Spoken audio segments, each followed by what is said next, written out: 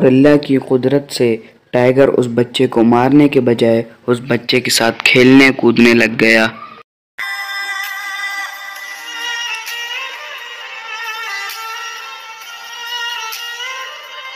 مگر یہ بچہ بہت ہی زیادہ رو رہا تھا، تو ٹائیگر کو لگا کہ یہ بچہ بہت بھوکا ہوگا، تو وہ اپنے غار سے نکلا اور بکریوں کے ایک جھنڈ میں گھس گیا۔ جب بکریوں نے ٹائیگر کو دیکھا تو سب بکریاں ڈر گئیں اور ادھر ادھر بھاگنے لگیں۔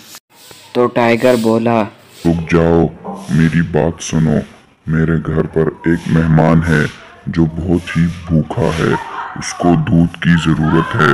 مگر بکریوں نے اس کی بات پر یقین نہیں کیا۔ پھر ایک بکری ڈرتے ڈرتے اس کے پاس آئی اور اس سے بولی، چلو ٹھیک ہے، میں تمہارے ساتھ تمہارے گھر چلتی ہوں۔ اور یہ کہہ کر ٹائیگر بکری کو اپنے ساتھ اپنے غار میں لے جاتا ہے۔ جب بکری دیکھتی ہے تو وہاں پر ایک چھوٹا سا بچہ رو رہا ہوتا ہے۔ ٹائیگر بکری سے کہتا ہے، اس بچے کو دودھ پلانا ہے، یہ بہت بھوکا ہے۔ اور پھر بکری اس بچے کو دودھ پلا دیتی ہے، اور جب جانے والی ہوتی ہے تو ٹائیگر بکری سے بولتا ہے، تم روزانہ آ کر اس بچے کو دودھ پلایا کرو تاکہ یہ نہ رویا کرے۔ اس طرح بکری روزانہ آتی اور اس بچے کو دودھ پلاتی، اور اس کے بعد ٹائیگر اس کے ساتھ کھیلتا رہتا۔ وقت بیتتا گیا، ٹائیگر اور اس بچے کی دوستی بڑھتی گئی، اور ساتھ ساتھ جنگل کے باقی جانور بھی اس بچے کے بہت ہی اچھے دوست بن گئے تھے۔ مگر جنگل میں کچھ ایسے جانور بھی تھے جن کو یہ بچہ بہت برا لگتا تھا، اور وہ اس بچے کو مارنے کی بہت کوشش کرتے تھے، مگر ٹائیگر ان کو کامیاب نہیں ہونے دیتا تھا۔ وقت گزرتا گیا اور اسی طرح 5 سال گزر گئے، اور اب وہ چھوٹا بچہ بہت ہی بڑا ہو چکا تھا، مگر ٹائیگر بہت کمزور ہو چکا تھا اور وہ بہت بوڑھا ہو چکا تھا، ٹھیک طریقے سے چل بھی نہیں پاتا تھا۔ تو ایک دن ٹائیگر کو خیال آیا کہ اگر میں مر گیا تو اس بچے کا کیا ہوگا، یہ جنگل کے جانور تو اس کو مار ڈالیں گے۔ اس لیے ٹائیگر نے یہ فیصلہ کیا کہ میں اس بچے کو واپس اس کے گھر چھوڑ کر آؤں گا۔ ٹائیگر نے بچے کو بلایا اور بچے سے بولا، بیٹا، میں بہت ہی کمزور ہو چکا ہوں اور اب تمہارا زیادہ خیال نہیں رکھ سکتا، اس لیے میں تمہیں واپس تمہارے گھر چھوڑ کر آؤں گا۔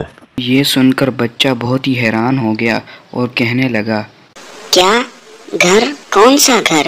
تو ٹائیگر بولا، ہاں گھر، 5 سال پہلے میں نے تمہیں تمہارے ماں باپ سے الگ کر دیا تھا اور تمہیں اٹھا کر جنگل لے آیا تھا۔ یہ سن کر وہ بچہ بہت ہی پریشان ہو جاتا ہے اور رونے لگ جاتا ہے۔ ٹائیگر بچے کو اپنے پیٹھ پر بٹھاتا ہے اور دوبارہ اسی گاؤں کی طرف روانہ ہو جاتا ہے۔ جب لوگ دوبارہ ٹائیگر کو دیکھتے ہیں تو سب لوگ ادھر ادھر بھاگنے لگ جاتے ہیں، مگر ٹائیگر اس بار کسی کو کوئی نقصان نہیں پہنچاتا اور سیدھا اس بچے کے گھر چلا جاتا ہے۔ جب اس بچے کے ماں باپ دیکھتے ہیں تو وہ بھی ڈر جاتے ہیں اور ڈر کے مارے چیخیں مارنے لگ جاتے ہیں اور بولنے لگتے ہیں، چھوڑ دو ہمیں مت مارو، خدا کے لیے ہمیں چھوڑ دو۔ تو ٹائیگر بولتا ہے، میں تمہیں کوئی نقصان نہیں پہنچاؤں گا، میں تو صرف تمہارا بچہ واپس دینے آیا ہوں۔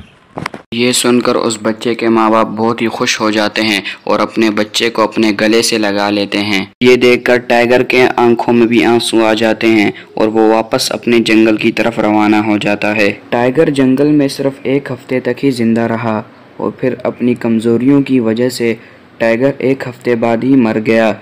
جنگل کے سبھی جانوروں کو ٹائیگر کے مرنے کا بہت ہی افسوس تھا، مگر ادھر کسان اور اس کی بیوی کو اپنا بچہ واپس مل گیا۔ وہ دوبارہ اپنے بچے کے ساتھ خوشی خوشی اپنی زندگی گزارنے لگے۔